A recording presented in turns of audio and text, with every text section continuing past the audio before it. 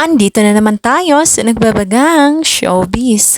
Balita, panoorin natin ang video ni Ellen Adarna kung saan ay nagpunta sila sa Maldives kasama ang kanyang pamilya at mga kapatid. Panoorin natin ang video nila.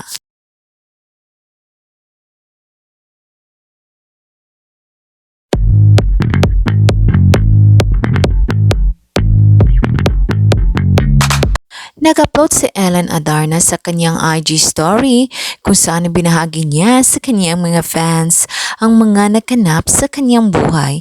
Isa na dito ang papunta nila sa Maldives kasama ang kanyang pamilya lalo na't ang kanyang dalawang anak na si Lily at Elias.